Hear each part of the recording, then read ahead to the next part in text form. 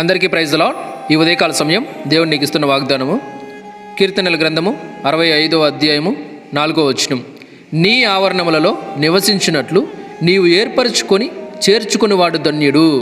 నీ పరిశుద్ధ ఆలయము చేత నీ మందిరములోని మేలు చేత మేము తృప్తి పొందేదము.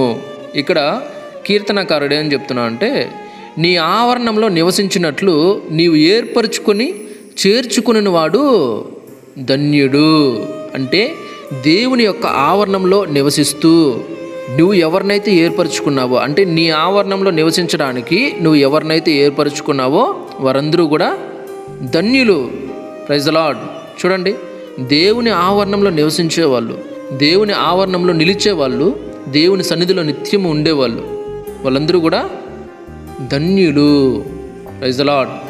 చూడండి, కానీ ఇక్కడ ఎవరినైతే దేవుడు ఎన్నుకున్నాడో, ఎవరినైతే దేవుడు ఏర్పరచుకున్నాడో, ఎవరినైతే దేవుడు ఎన్నుకొని ఏర్పరచుకొని ఆయన చిత్తానుసారంగా నిత్యము ఆయన సన్నిధిలో నిలబెట్టుకుంటున్నాడో, వాడుకుంటున్నాడో వాళ్ళందరూ కూడా ధన్యులు అని ఇక్కడ వాక్యం చెప్తుందన్నమాట. అంటే ఇక్కడ ఎన్నుకోవడం అంటే చూసుకుంటే, మనం దేవుణ్ణి ఎన్నుకోక ముందే ఎప్పుడో దేవుడు మనల్ని ఎన్నుకున్నాడు. ఎప్పుడు ఎన్నుకున్నాడు? నిన్న మొన్న 10 రోజుల క్రితమా? నేను పుట్టకముందా? లేదు నేను నా తల్లి గర్భంలో ఉన్నప్పుడా? కాదు.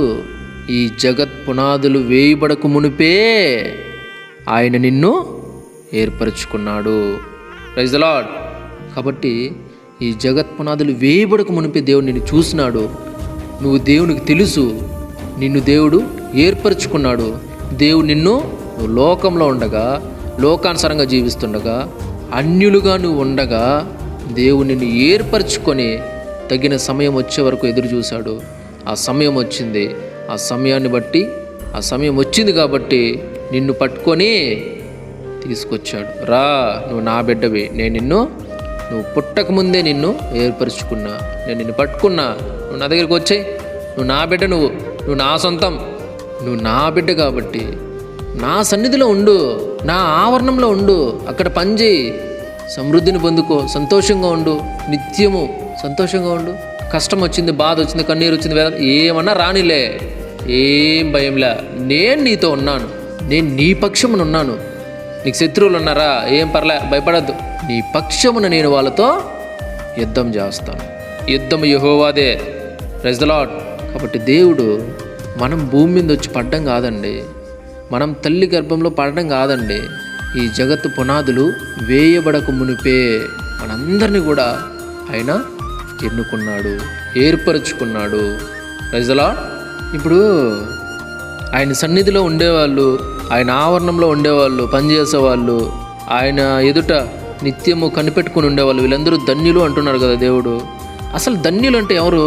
ధన్యులు అంటే ఎవరు అసలుకి? చూడండి, కీర్తనల గ్రంథము 1వ అధ్యాయము 1వ వచనం 2వ వచనంలో చూసుకుంటే, దుష్టుల ఆలోచన చొప్పున నడవక, పాపుల మార్గమును నిలువక, అపహాసకులు కూర్చుండ చోట కూర్చుండక, యెహోవా ధర్మశాస్త్రమునందు ఆనందించుచు దివారాత్రము దాన్ని ధ్యానించువాడు ధన్యుడు. కాబట్టి ఇక్కడ వాక్యం ఏం చెప్తుంది?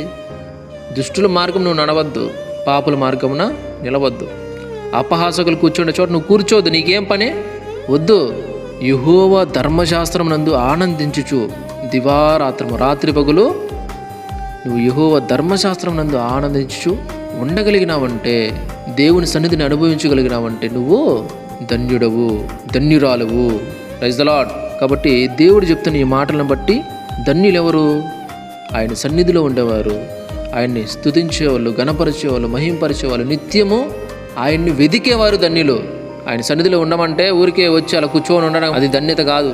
ఆయన్ని వెదకాలి, ఆయన మాటలు వినాలి, ఆయనతో మాట్లాడాలి, ఆయనతో సహవాసం చేయాలి, ఆయన కోసం పనిచేయాలి, ఆయన కోసం పరిగెత్తాలి, ఆయన కోసము ఏమైనా చేయాలి, ఆయన కోసము దేన్నైనా వదిలేసుకోవాలి, నష్టం లేదు. ఆయనే నా జీవితం, ఆయనే నా సర్వం, ఆయనే నా సమస్తము అని దేవుని పైన ఆనుకోవాలి. Praise the lord.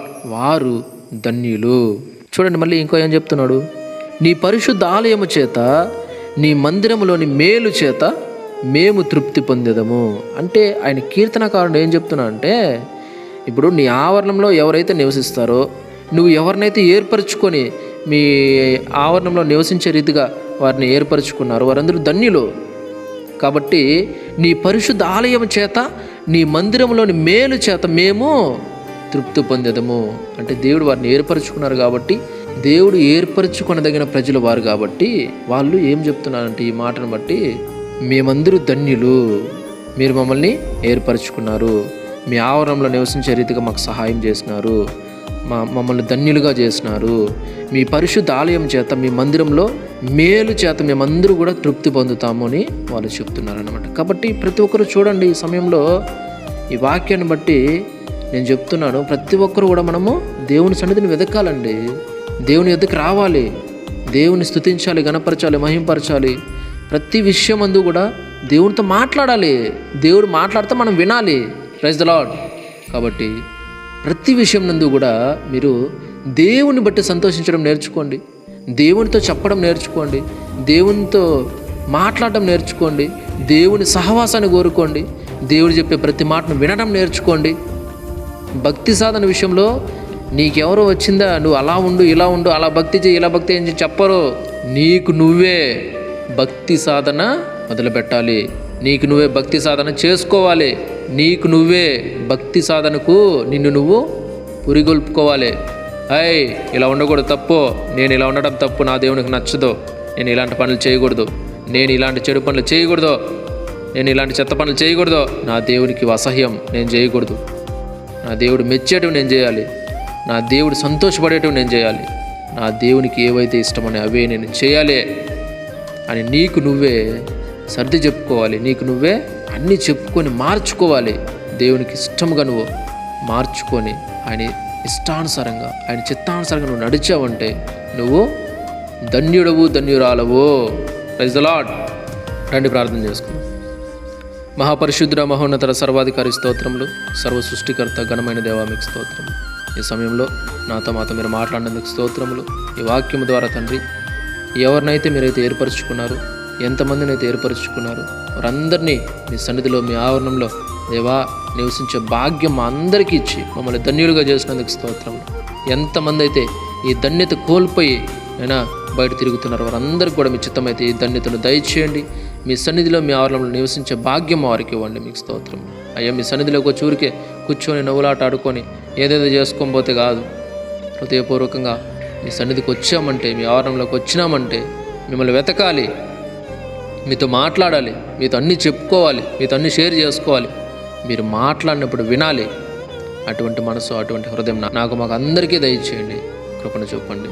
అలాగే దేవ, ఈ మాటలను బట్టి ప్రతి ఒక్కరు కూడా నేను ప్రభు ధైర్యం తెచ్చుకొని మీరు ఎదుగు వర్ధిల్లుతూ మీ సన్నిధిలో, మీ ఆవరణంలో నిలిచి ఉండినట్లు సహాయం చేయమని దేవా, సహాయం చేయమని. ప్రతి ఒక్కరు కూడా మీ సన్నిధిని విడిచిపెట్టిన అందరూ కూడా తిరిగి ఈ వాక్యాన్ని బట్టి ఆయన ప్రభావ మీ సన్నిధికి రావడానికి మీ చిత్తమైతే ఈ మాటల ద్వారా వారిని బలపరచమని దేవా, కార్యం జరిగించమని సహాయం చేయమని మీకే వందనాలు, స్తోత్రాలు చెల్లించుకుంటూ ఎంతమంది అయితే ఈ వాక్యాన్ని చూస్తున్నారు, ఎంతమంది అయితే ఈ వాక్యాన్ని షేర్ చేస్తున్నారు, అందరిని పేరు పేరున దీవించండి, ఆశీర్వదించండి, సహాయం చేయండి, క్షేమాన్ని ఇవ్వమని మీకే వందనాలు, స్తోత్రాలు చెల్లించుకుంటూ యేసయ్య పరిశుద్ధ నామములో ప్రార్థించి స్తుతించి వేడుకుంటున్నాము తండ్రి. ఆమేన్. దేవుడు మీ అందరినీ దీవించి ఆశీర్వదించును గాక. ఆమేన్.